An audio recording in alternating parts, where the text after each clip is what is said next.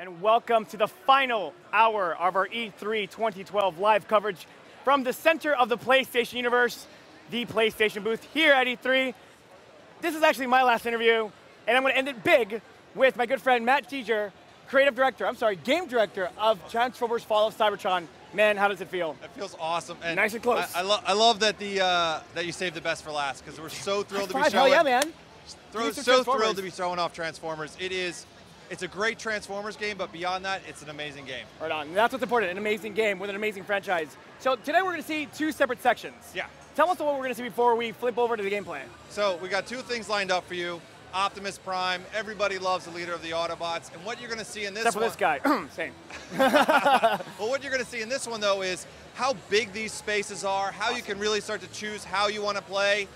And Cybertron is this amazing place that has decades of history that we've really been able to bring to life. It's a big, cool space. The environment is epic in scale, but that's not the only big thing, because we've also got Metroplex, nice. A city-sized Transformer. Oh, that's so cool. And there is no way to make the Optimus Prime seem awesome. Right on. But controlling a city-sized Transformer, it's fantastic. I cannot wait to show it. Let's actually check it out. Let's do it. That's why we're doing these live demos. This is so exciting. Yeah.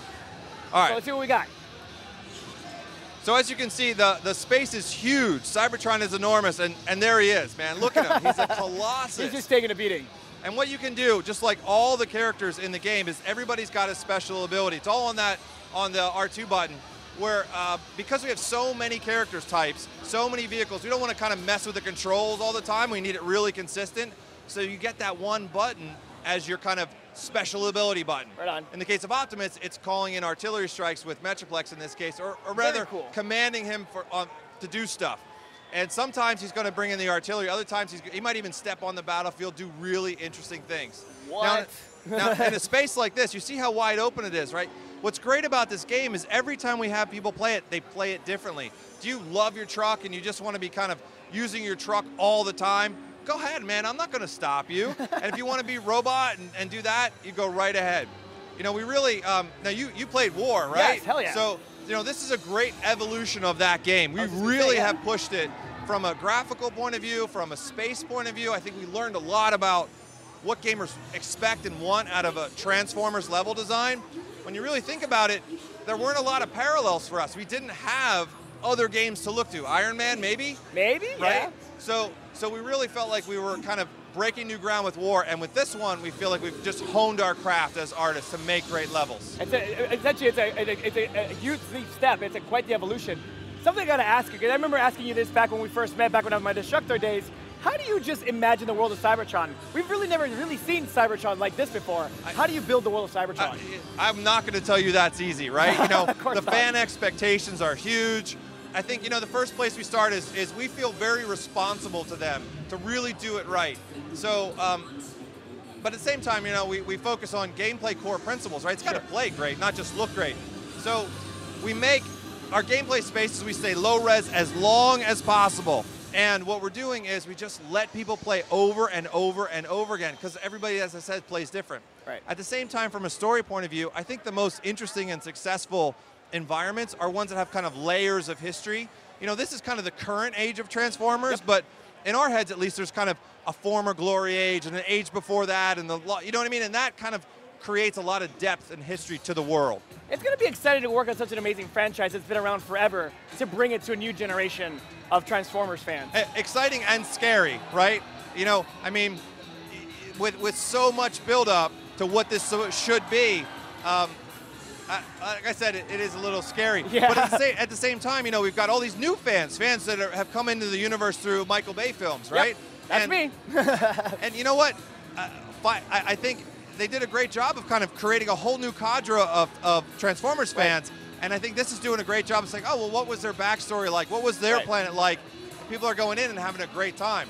And at the same time, remember, everything's, as I said earlier, all has to be grounded on, it's just a great game. If you strip Transformers out of this, it's still got to be fun. Yeah, you're right. It's something we also talked about years ago when I first saw War for Cybertron, was the fact that you are a legitimate Transformers fan. I'm kind of a nerd. You're kind of a nerd. It's good to have a nerd behind a game like this. You know, again, I know we're actually going to probably queue up another section once he's wrapped up here. what are we seeing here? Who's that guy? So this is one of our AIs called the Marauder. Right on. And we're kind of hopped into kind of a middle section of the level where you've been playing as Optimus Prime. The context is, as the Autobots are backed into a corner, they have one small area left. They are building a ship with which they can leave Cybertron in self-exile. The Decepticon army is just knocking at the front door. They're going to take them all down. And As Optimus, they should be. Yeah. Well, I know you're a big Decepticon. Yes. I will show you Decepticons after this. I know, Bear that's with what me. I'm like itchy for it. So, and what Optimus does is he does one last-ditch effort. He kind of uses this ancient power he has, he doesn't fully understand, to unlock the last defense they have. Wow. Turns out it's Metroplex. And what we're seeing right now is how that tide of battle is turning. When you've got the Colossus on your side, you're rechanging the Autobot history. How do you hide something like Metroplex in plain sight like that? Well, he's a city, that's right. So he's a city that turns into a robot. So it's just a blast. That's really, really cool. I think what we'll see is as he charges up the stairs, we'll also maybe see some of the other weapons. So we've got the traditional stuff like rocket launchers and heavy missiles and stuff like that. But the great thing about being so sci-fi is we can do things like lightning guns and Tron disc guns and plasma cannons, all that kind of stuff. So as he makes his way up here, what we'll do is we'll take care of the last few guys, head into what we call the Teletrans store, where you can go and buy and upgrade weapons throughout the game. You find these blueprints, you spend Energon currency, and what you're doing is really, frankly, investing. I love there's Energon currency. Absolutely, right? You can like there's a Cybertron Quickie Mart. That's right. That's right. Well, we didn't have that anymore, and it was really missing to have that RPG element where you can kind of engage with the world. And we, of course, with all things themed at Cybertron. So if you're a big Transformers fan, Teletran, that means something to you. That was the computer from the Ark.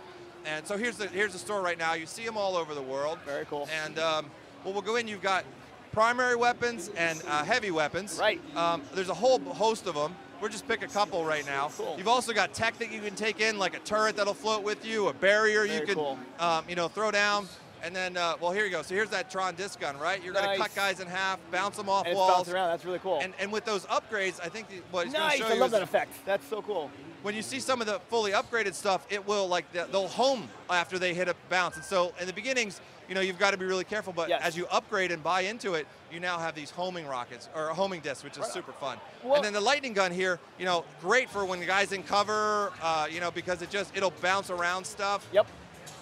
Well, I got to ask you, how much creative freedom do you guys have when it comes to Transformers? Because Optimus Prime has changed a lot, and he looks pretty badass. So how much creative freedom do you have? We have a surprising amount when it comes to a license. And that is founded on, a lot of goodwill with that. Well, here he comes. Look at him. Oh, geez. That's sexy. That's so awesome. cool. Awesome. Now, how do you script? Is that scripted? What's going on there? Yeah, it's all scripted and laid out because we want to make sure that this appears really great.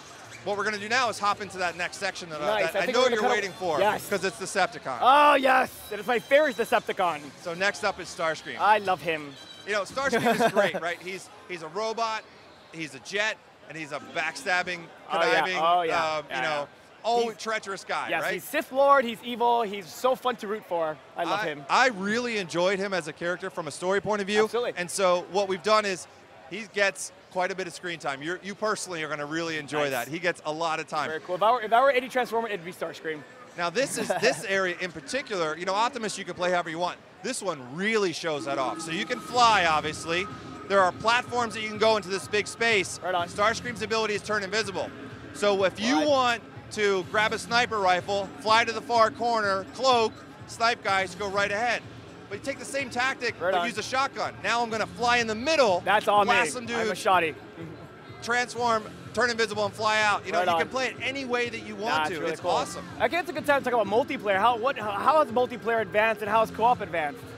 Well, that's a great question because what we did, one of the things we did really well on was multiplayer and escalation mode. Mm-hmm. And we don't want to break what's already working. Yeah. But there were some elements that needed some refinement. So in the competitive MP, it's largely what you saw before. Very balanced teamwork. Oh, there you go. Here's your boy. Oh, there he is.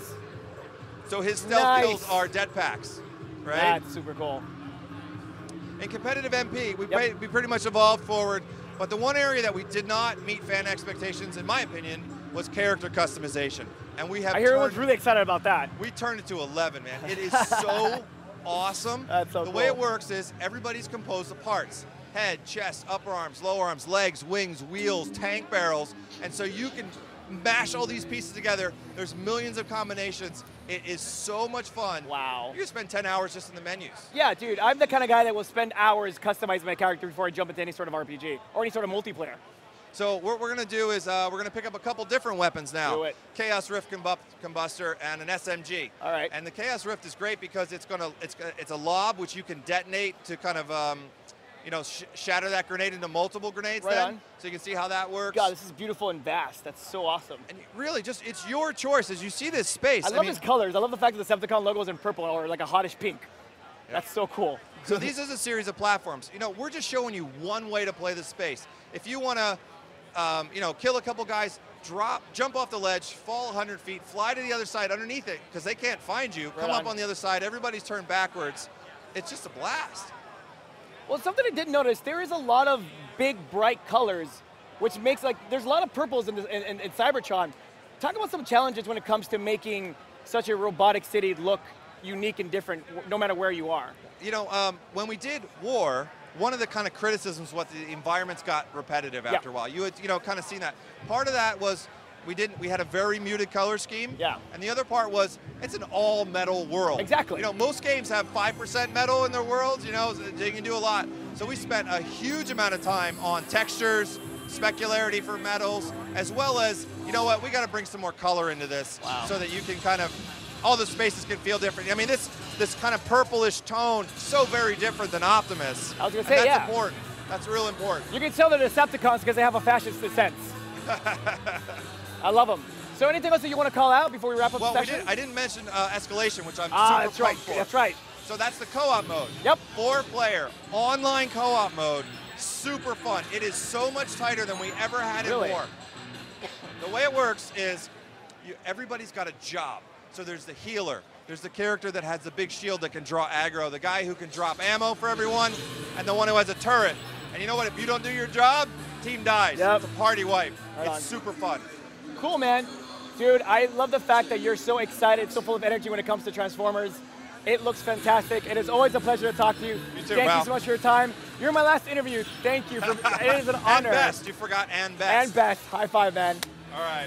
Coming up around 4:30, Pulse Live Day 3 highlights with Christina Lee and a cast of thousands when we conclude our E3 2012 coverage.